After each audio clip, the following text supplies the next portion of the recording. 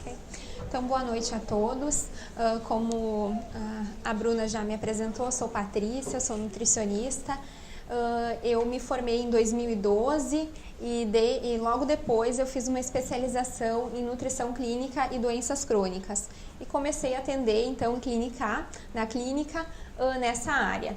E por uma questão familiar também, dentro da família, acabei me especializando bastante em doença celíaca, que é uma doença crônica e que aqui na nossa região a gente tem bastante pacientes com. E em função disso, um tempo agora mais recentemente, um dia uma amiga me perguntou, olha, né, meu filho tem diagnóstico de transtorno do espectro autista. Eu vi algumas coisas na internet sobre a questão da alimentação, sem glúten. O que tu pensa sobre isso? E foi a partir desse questionamento que eu comecei a pensar e comecei a estudar sobre o assunto, e é um pouquinho disso que eu vou trazer para vocês hoje, desse acompanhamento, desses estudos e acompanhamentos.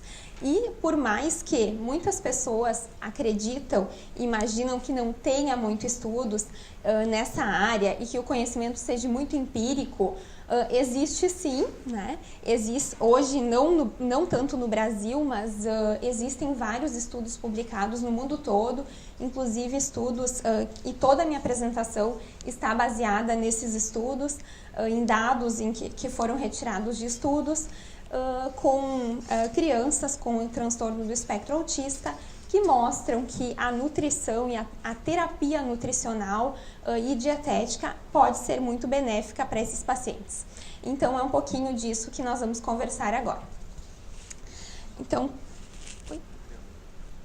como a nutrição pode auxiliar no tratamento de pessoas com transtorno do espectro autista?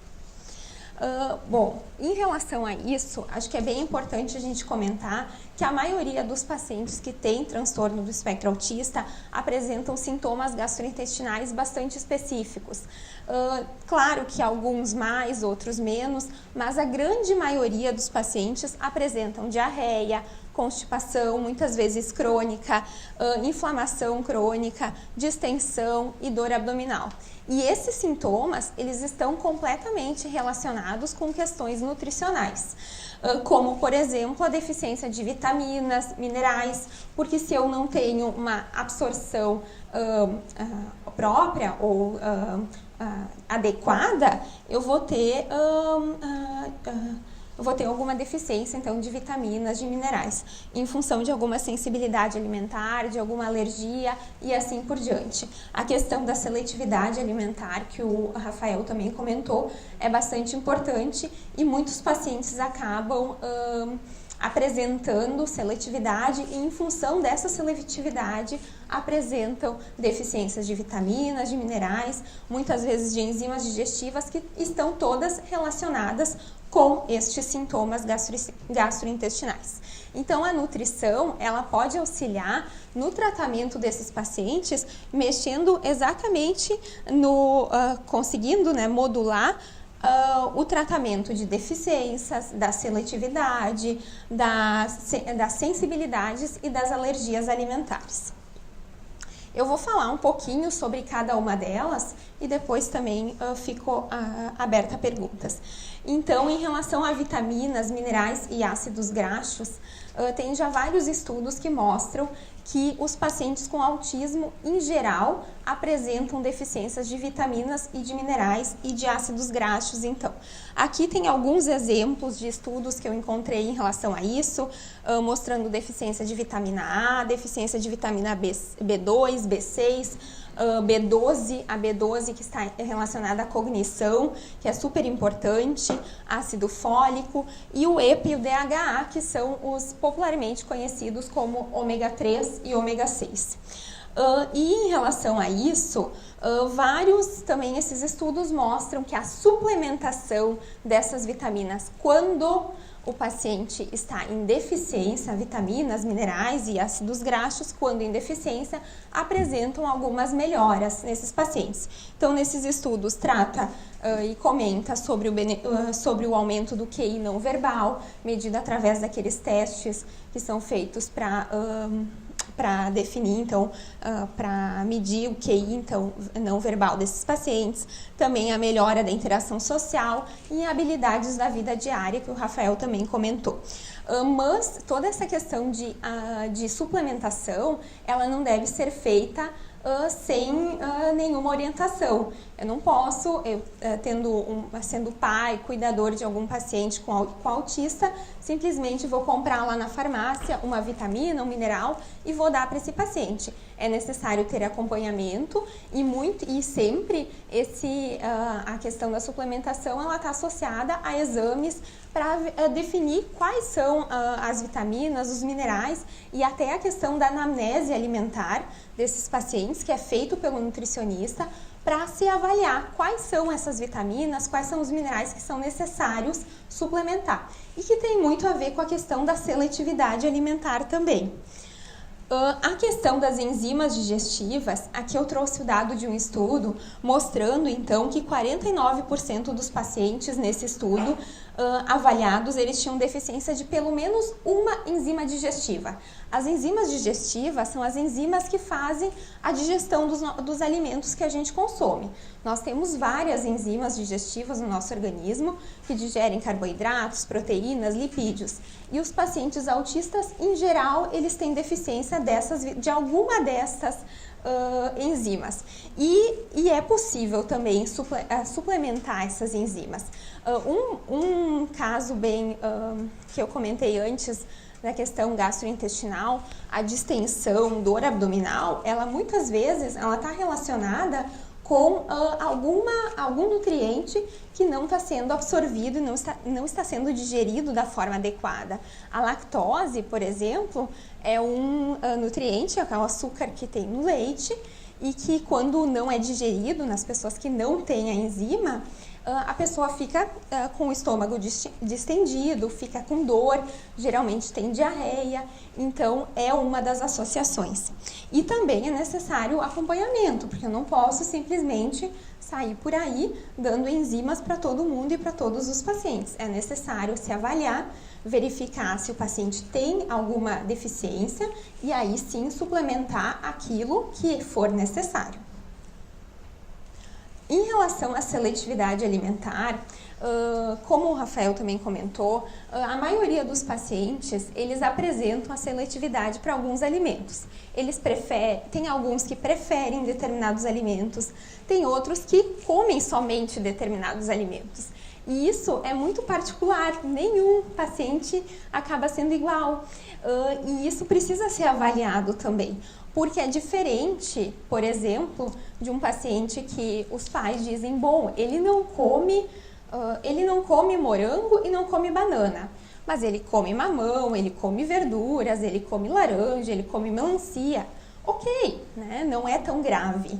Agora, um paciente que os pais chegam e dizem, esse paciente, ele só toma leite Yakult, né? Como o Rafael comentou. Ou ele só toma leite e come pão. Esse é um paciente que tem um risco de deficiência nutricional muito grande.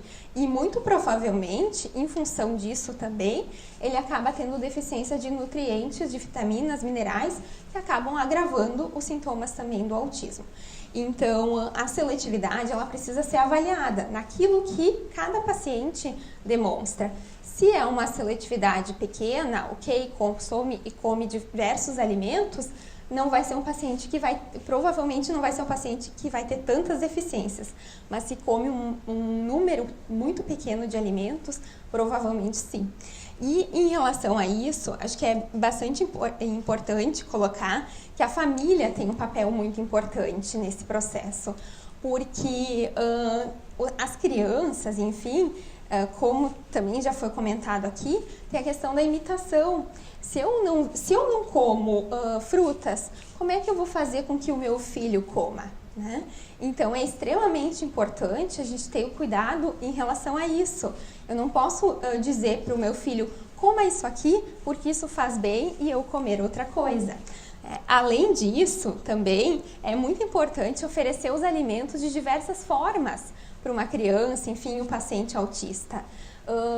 Eu posso oferecer, por exemplo, cenoura ralada, posso oferecer cenoura cozida em rodelas, comprido, bolo de cenoura, panqueca com cenoura. É o mesmo alimento, mas ele vai estar de diversas formas. E por isso que eu coloquei aqui uma palavrinha que eu acho super importante. Essa questão alimentar e da seletividade, ela exige muita paciência, tanto do profissional que está acompanhando esses pacientes, como e principalmente da família, porque é necessário insistir e conversar muito com esses pacientes, enfim, ter um trabalho muito grande com esses pacientes para que eles possam começar, quando não consomem e é necessária intervenção, começarem a se alimentar e comer alguns alimentos mais do que eles consomem.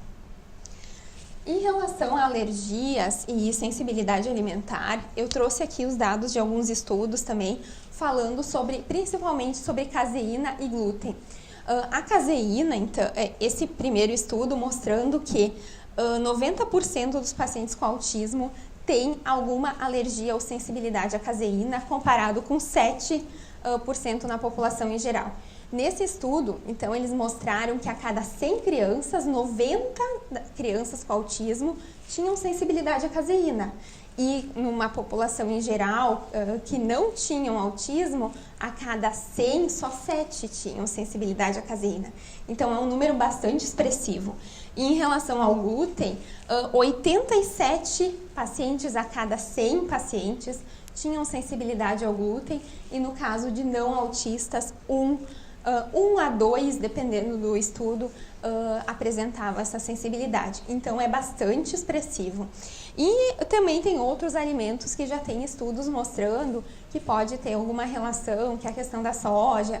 Tem alguns estudos que falam no açúcar, mas são muito poucos, e outros alimentos também. Mas eu vou falar basicamente sobre a questão da caseína e do glúten. Então, o que é a caseína? A caseína é uma proteína, uma proteína encontrada no leite, naturalmente no leite, e todos os produtos, então, de lácteos, leite, derivados, contêm caseína. Daí alguém pode me perguntar, tá, mas é a mesma coisa que lactose? Não, não é a mesma coisa que lactose. Caseína é uma proteína, a lactose é o açúcar do leite, tá? Então, no caso desses pacientes, quando se quer excluir a caseína da dieta de um paciente, então, com autismo, um transtorno do espectro autista, é necessário retirar o leite, todos os derivados e todos os produtos que são fabricados a partir e com o leite. Então, aqui até eu coloquei alguns exemplos e algumas fotos. Se o bolo é feito com leite condensado e tem leite, tem caseína. O sorvete é feito com leite, né? Tem caseína. Os biscoitos, na grande maioria, são feitos com leite, tem caseína. Então, acaba restringindo bastante a questão da alimentação. E aqui, então, em relação à caseína, na maioria, quando se faz a exclusão da caseína da dieta de um paciente com transtorno do espectro autista, é necessário uma exclusão de aproximadamente 1 mês para se observar alguma melhora nesses pacientes ou não, tá? E tem vários estudos mostrando, então, muitos benefícios em relação à exclusão da caseína para esses pacientes. Por exemplo, melhora no isolamento social, a questão do maior contato visual e do mutismo, redução da hiperatividade, da atividade estereotipada, ataques de pânico, também uma redução, e a questão do desenvolvimento de habilidades de aprendizagem. Obviamente que isso não em 1 mês, né? Mas a partir de 1 mês é possível observar se o paciente está tendo ou não benefícios com a exclusão dessa proteína. E a questão do glúten, então, o glúten é uma proteína também, só que o glúten é encontrado em cereais, como trigo, cevada, centeio, e também no Brasil todos os alimentos que levam aveia, na grande maioria, também são contaminados com glúten em função do processo produtivo. Então, todos os produtos feitos à base de farinha de trigo, né, farinha de centeio e cevada, contém glúten. Tá? Então, pães, toda a questão pães, biscoitos, pastel, pizza, bolos, etc. Todos os produtos de padaria contêm glúten na grande maioria.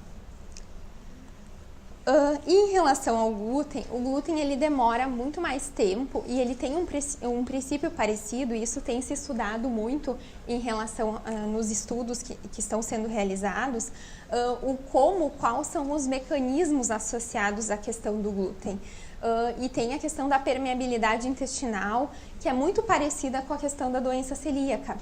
Mas os pesquisadores ainda não sabem exatamente se são os mesmos mecanismos ou se são parecidos ou como que funciona. Mas também em relação à doença celíaca, o glúten precisa ser retirado da alimentação, da dieta de uma pessoa com transtorno do espectro autista por um período bem maior do que a caseína, para se observar uma melhora. Então, pelo menos, né, a eliminação é bem mais lenta, mais gradual, e é necessário pelo menos 3 meses de exclusão para se observar algum benefício. E os benefícios, então, apontados nos estudos é a questão da melhora da interação social, das habilidades da vida diária, da redução da desatenção e da redução da hiperatividade também. Em relação ao glúten também, ontem até a Olga comentou sobre a questão dos pacientes celíacos, se é a mesma coisa, se é parecido ou não. Então, os pacientes, quando se tem doença celíaca, o paciente é diagnosticado com doença celíaca, é necessário fazer a exclusão, e o único tratamento para a doença celíaca é a exclusão do glúten da alimentação. Na questão do transtorno do espectro autista, quando se optar pela exclusão do glúten, é necessário também excluir todos os alimentos que tenham glúten para se fazer um teste, enfim, e avaliar se aquele paciente ele tem uma resposta, né, àquele tratamento. Em relação aos rótulos, eu coloquei aqui uma atenção que eu acho super importante. A maioria dos rótulos tem que se cuidar muito com a questão dos rótulos. Quando se começa e se pensa em fazer uma exclusão alimentar, então, do glúten ou caseína, como, por exemplo, aqui, né, esse rótulo, ele mostra, diz aqui, ingredientes: leite, açúcar, glicose de milho, amido de milho e conservador. Não contém glúten. Pode conter trigo. Mas espera aí, né? Se não contém glúten, como é que tem trigo? Então, é muito importante e aparece, a gente percebe e vê nos mercados, nos rótulos, tem muito rótulo com problema. Então, tem que ter atenção, tem que e olhar bem os rótulos dos alimentos, porque muitos podem conter algum nutriente que, na verdade, né, tem atenção ali, não contém glúten, mas, na verdade, ele pode conter trigo. Então, sempre é importante observar os ingredientes nos rótulos dos alimentos, e não somente o que está na frente, estampado na frente do rótulo.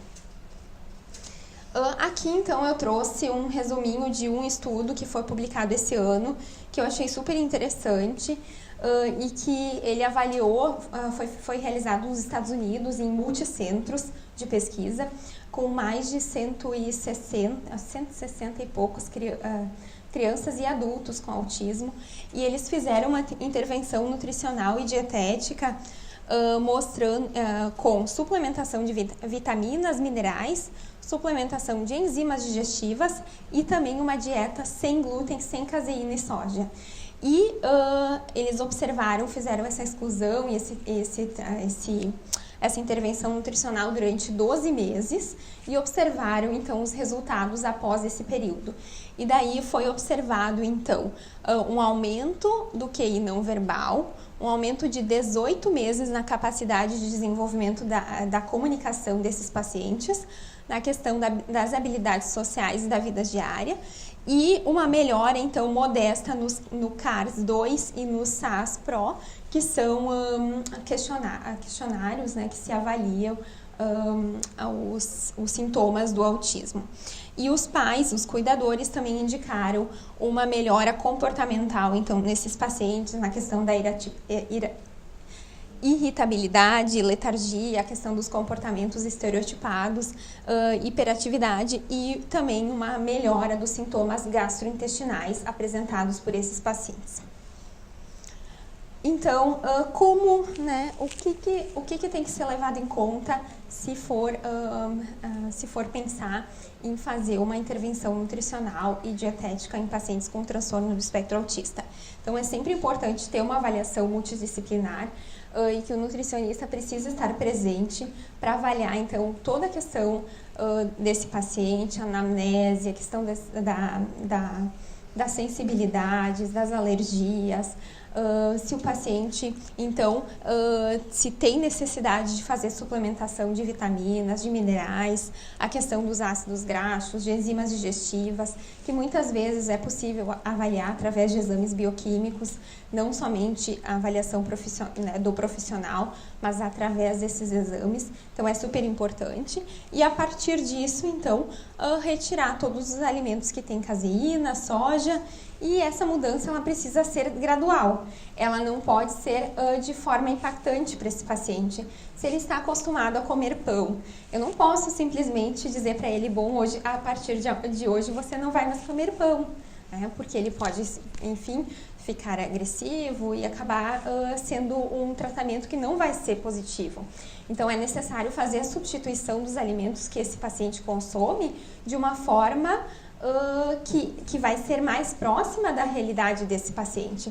Se ele consome pão, eu preciso achar uma alternativa para o pão que ele consome e não simplesmente não dar mais pão para ele. E depois, então, dos períodos de 1 mês, de 3 meses na questão do glúten, avaliar, então, os benefícios, se esse paciente teve uma melhora ou não, isso, a questão dos questionários que são feitos, então, avaliando os sintomas do autismo, se ele apresentou alguma melhora que pode ser atribuída a isso. E daí sim, né, se apresentou a melhora, continua com o tratamento e caso, bom, não apresentou melhora, daí pode ser repensado, então, a questão da orientação. E, obviamente, é importante ter uma orientação adequada. Tem muitos sites, muitas coisas na internet que acabam orientando e falando, tem muita coisa sobre a questão da dieta sem glúten, mas é muito importante ter orientação, porque tem algumas coisas que nos sites não dizem e que é importante ter uma orientação profissional. E agora, eu coloquei essa pergunta, todos os autistas têm benefícios em relação a isso? Não sei, né? Como esses estudos ainda são bastante principiantes, ainda tem muita coisa para se estudar e se avaliar quais são os mecanismos envolvidos em tudo isso, pode ser que tenha pacientes que não tenham benefícios relacionados a isso, mas os estudos indicam que a maioria tem, porque a sensibilidade, como eu comentei antes e mostrei nos estudos, 90% dos pacientes em geral têm sensibilidade à caseína, 87% ao glúten. A questão das enzimas digestivas, mais ou menos metade tem alguma enzima digestiva que não está presente. Então, todos esses pacientes, eles podem sim ser beneficiados com essa abordagem nutricional e dietética. E acaba sendo uma alternativa terapêutica e que pode auxiliar muito no tratamento convencional e melhorar a qualidade de vida desses pacientes. E, como eu já comentei e reforçando, é importante ter o acompanhamento nutricional, acompanhamento de um nutricionista, para que se possa realmente avaliar e acompanhar esse paciente da forma correta.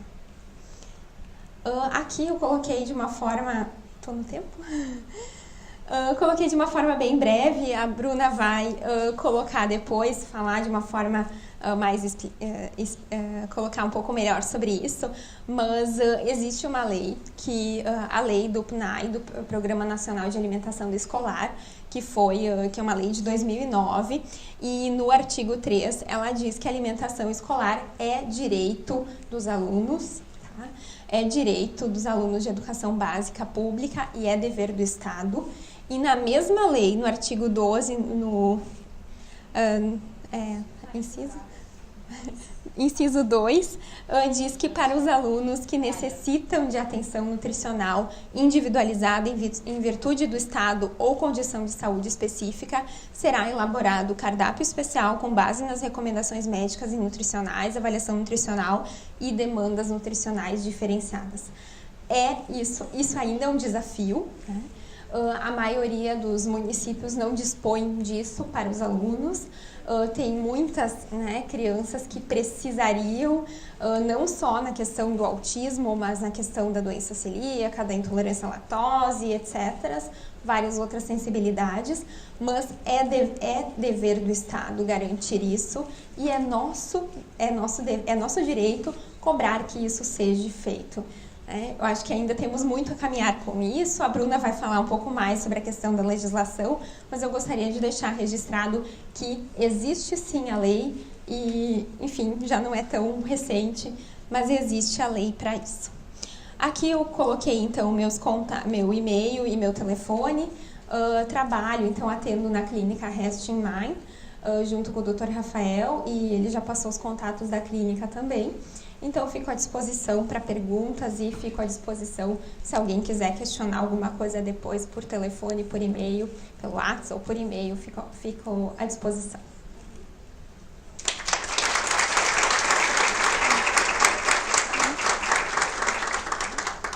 Então tá, pessoal, perguntas? Mais 2 perguntas, tá pra?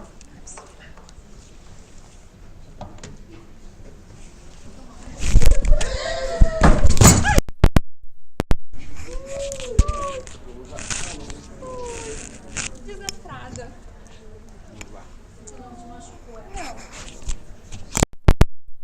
Não, tá. Problemas técnicos, mas...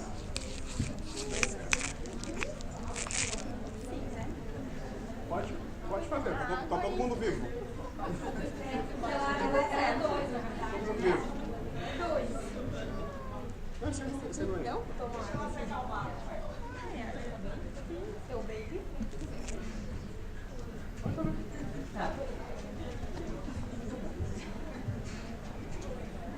Tá saindo o som? Tá.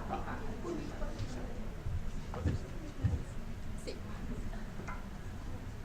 Pode falar. Desculpa, pessoal. Sou meio desastrada aqui. Não, assim, você falou sobre a falta de enzimas no estômago, né? O meu guri, ele é bem seletivo com questão alimentar. Fruta, verdura, essas coisas é muito complicado e ele vomita, não é por não tentar. Eu tento, ele coloca na boca, quando eu ver ele vai pro banheiro. Só que ele gosta muito de pimenta. É uma coisa que eu tenho que esconder dentro de casa, porque eu boto pimenta em todas as comidas, ele vai lá e taca meio vidro de pimenta. Isso tem, assim, pode causar alguma coisa no estômago dele, por talvez alguma falta de enzima, por ele não comer muita coisa. A pimenta pode ter uma influência negativa para ele. Primeira coisa, se ele não come nada de frutas e verduras, teria que se avaliar se ele não está com deficiência de algum nutriente, de alguma vitamina, de algum mineral. A cenoura eu cozinho, bato e coloco no molho, porque ele gosta muito de molho. Então, a beterraba eu cozinho, bato e boto no feijão. Achou algumas alternativas. Mas não pode mudar a coloração. Uhum. Então... Bom, isso eu acho que teria que ser avaliado. E a questão da pimenta, se realmente, assim, tem muitos pacientes autistas que eles gostam muito de pimenta, gostam muito de pepino, gostam muito de coisas ácidas, azedas, né?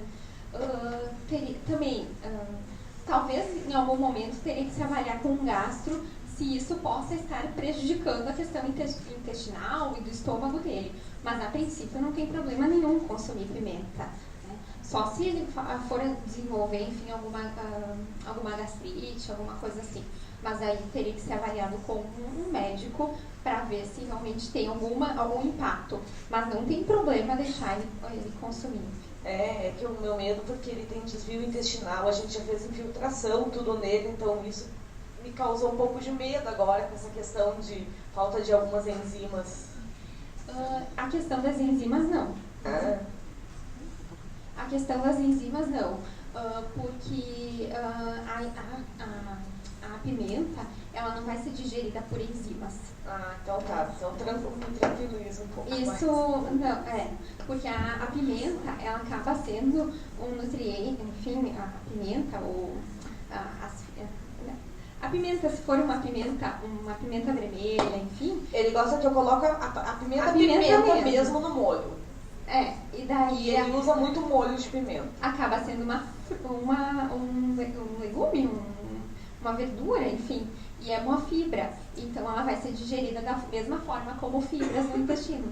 E daí provavelmente ele não tem, dificilmente tem relação com enzimas, né? Porque as enzimas, que nós temos a questão digere lactose, os açúcares, as proteínas, as gorduras, que aí sim que os estudos mostram que tem deficiência. Obrigada. Mais alguma pergunta, pessoal?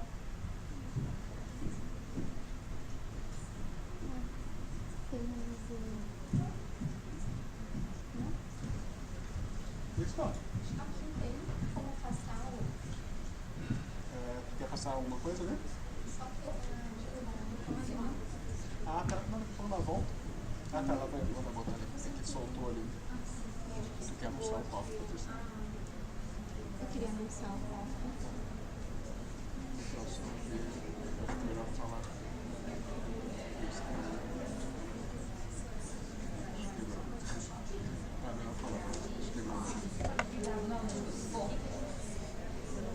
Então, agora nós vamos passar nós vamos ter um coffee, que foi o